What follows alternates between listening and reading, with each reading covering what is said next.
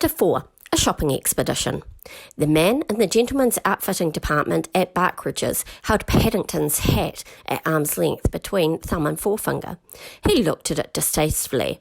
I take it the young gentleman will not be requiring this any more, madam, he said.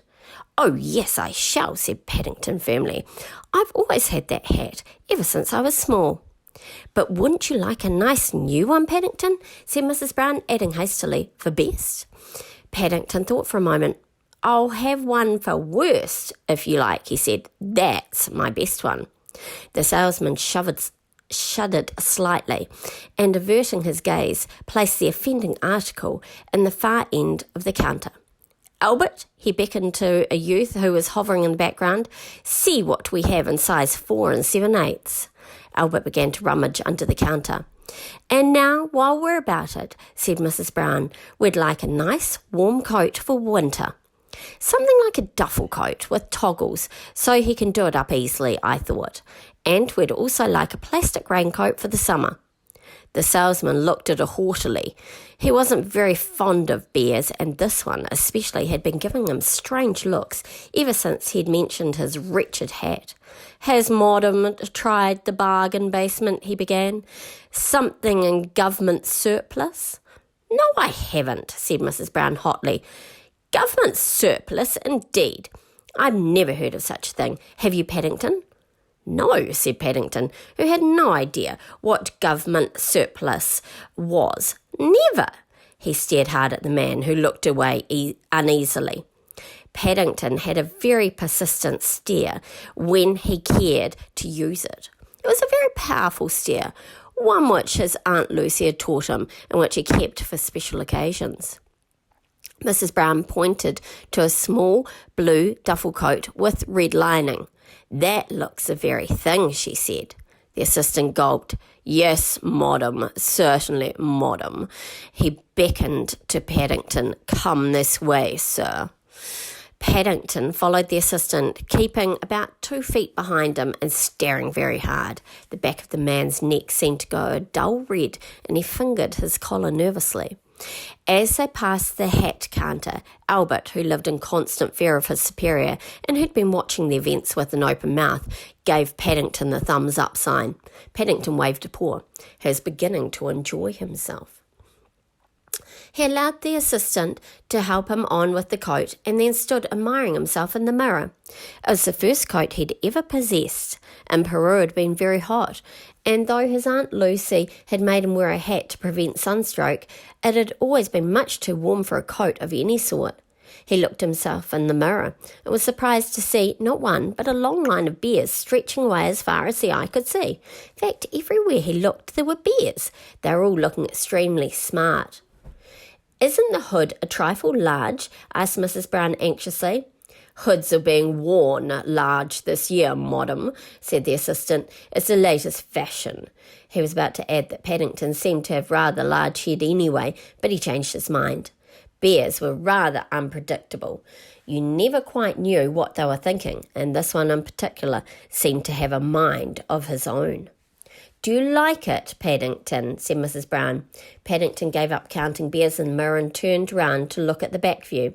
I think it's the nicest coat I've ever seen, he said after a moment's thought. Mrs. Brown and the assistant heaved a sigh of relief. Good, said Mrs. Brown. That's settled then. Now, there's just the question of a hat and a plastic mackintosh. She walked over to the hat counter where Albert, who could hardly take his admiring eyes off Paddington, had arranged a huge pile of hats. There were bowler hats, sun hats, trilby hats, berets, and even a very small top hat. Mrs. Brown eyed them doubtfully. It's difficult, she said, looking at Paddington. It's largely a question of his ears. They stick out rather. You could cut some holes for them, said Albert. The assistant froze him with a glance. Cut a hole in a Barkridge's hat? He exclaimed. I have never heard of such a thing. Paddington turned and stared at him. The assistant's voice trailed off. I'll go and fetch my scissors, he said in a strange voice. "I don't think that will be necessary at all," said Mrs. Brown hurriedly. "It's not as if he had to go to work in the city, so he doesn't want anything too smart. I think this woolen beret is very nice, the one with the pom-pom on top. The green will go well with his new coat, and it will stretch so that he can pull it down over his ears when it gets cold."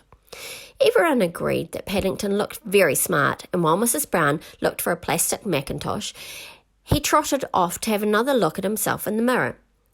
He found the beret was a little difficult to raise as his ears kept the bottom half firmly in place, but by pulling on the pom-pom he could make it stretch quite a long way, which was almost as good. It meant too that he could be polite without his ears getting cold. The assistant wanted to wrap the duffel coat for him, but after a lot of fuss it was agreed that, even though it was a warm day, he would wear it. Paddington felt very proud of himself, and he was anxious to see if other people noticed.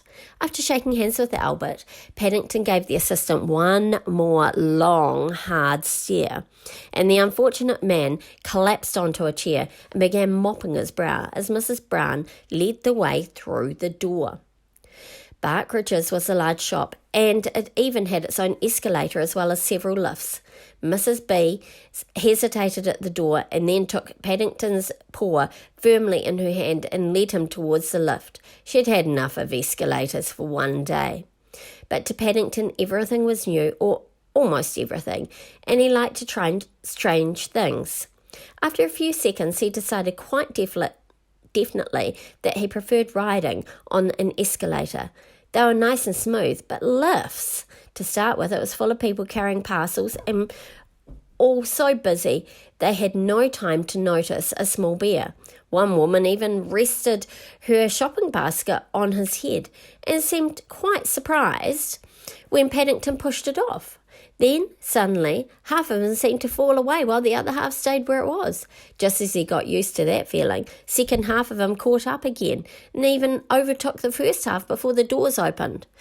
It did that 4 times on the way down, and Paddington was glad when the man in charge said it was ground floor and Mrs. Brown let him out. She looked at him closely. "Oh dear, Paddington, you look quite pale," she said. "Are you all right?" "I feel sick," said Paddington. "I don't like lifts, and I wish I hadn't had such a big breakfast." "Oh dear." Mrs. Brown looked round. Judy, who'd gone off to do some shopping on her own, was nowhere to be seen. "Will you be all right sitting here for a few minutes while I go off and find Judy?" she asked. Paddington sank onto his case, looking very mournful. Even the pom-pom on his hat seemed limp. "I don't know whether I shall be all right," he said, "but I'll do my best." "I'll be as quick as I can," said Mrs. Brown. "Then we'll take a taxi home for lunch." Paddington groaned. "Poor Paddington," said Mrs. Brown. "You must be feeling bad if you don't want any lunch." At the word lunch again, Paddington closed his eyes and gave an even louder groan. Mrs. Brown tiptoed away. Paddington kept his eyes closed for several minutes, and then, as he began to feel better, he gradually became aware that every now and then a nice cool draught of air blew over his face. He opened one eye carefully to see where it was coming from, and noticed for the first time that it was sitting near the main entrance to the shop. He opened his other eye and decided to investigate. If he stayed just outside the glass door, he would see Mrs. Brown and Judy when they came. And then, as he bent down to pick up his suitcase, everything went black. "Oh dear," thought Paddington, "now all the lights have gone out." He began groping his way with outstretched paws towards the door. He gave a push where he thought it might be, but nothing happened. He tried moving along the wall a little way and gave another push. This time it did move. The door seemed to have a strong spring on it, and he had to push hard to make it open, but eventually there was a gap big enough for him to squeeze through. It clanged shut behind him, and Paddington was disappointed to find it was just as dark outside as it had been in the shop. He began to wish he'd stayed where he was. He turned round and tried to find the door, but it seemed to have disappeared.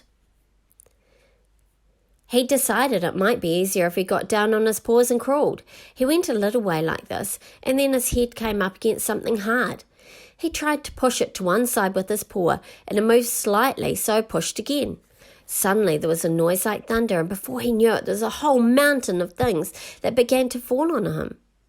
It felt as if the whole sky had fallen in. Everything went quiet, and he lay there where he was for a few minutes with his eyes tightly shut, hardly daring to breathe. From a long way away, he could hear voices, and once or twice it sounded as if someone was banging on a window. He opened one eye carefully and was surprised to find the lights had come on again. At least, sheepishly, he pushed the hood of his duffel coat up over his head. They hadn't gone out at all. His hood must have fallen over his head when he bent down inside the shop to pick up his case. Paddington sat up and looked round where he was. He felt much better now.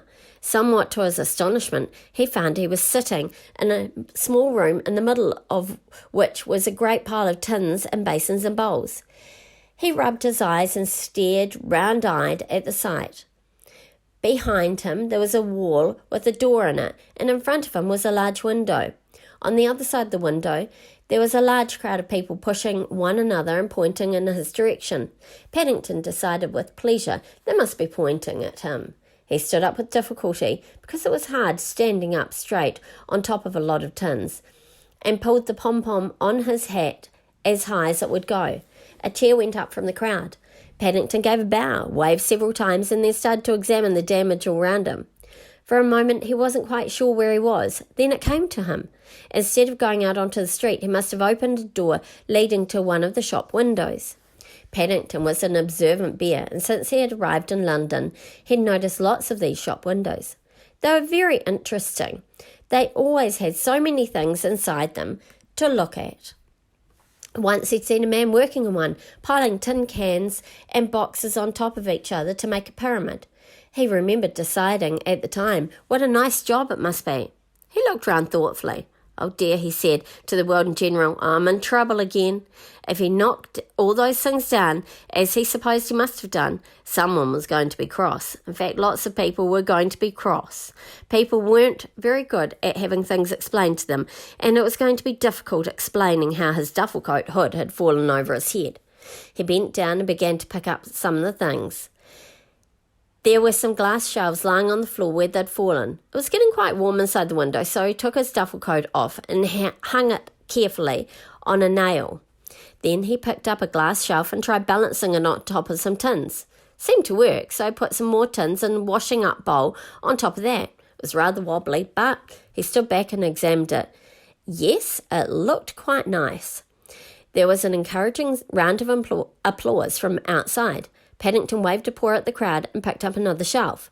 Inside the shop, Mrs. Brown was having an earnest conversation with the store detective. "You say you left him here, madam," the detective was saying. "That's right," said Mrs. Brown. "He was feeling ill, and I told him not to go away. His name's Paddington." Paddington. The detective wrote it carefully in his notebook. "What sort of bear is he?" "Oh, he's sort of golden," said Mrs. Brown. "He's wearing a blue duffel coat and carrying a suitcase. And he had black ears." He has black ears," said Judy. "You can't mistake him." "Black ears," the detective repeated, licking his pencil. "I don't expect that will help much," said Mrs. Brown. "He's wearing his beret." The detective cupped his hand over his ear. "His what?" he shouted. There really was a terrible noise coming from somewhere. It seemed to be getting worse every minute. Every now and then there was a round of applause, and several times he distinctly heard the sound of people cheering. "His beret," shouted Mrs. Brown in return. "A green woolen one that came down over his ears with a pom-pom." The detective shut his notebook with a snap. The noise outside was definitely getting worse. "Pardon me," he said sternly. "There's something strange going on that needs investigating." Mrs. Brown and Judy exchanged glances. The same thought was running through their minds. They both said Paddington and rushed after the detective. Mrs. Brown clung to the detective's coat, and Judy clung to Mrs. Brown's. They forced their way through the crowd on the pavement. Just as they reached the window, a tremendous cheer went up. "I might have known," said Mrs. Brown. "Paddington!" exclaimed Judy.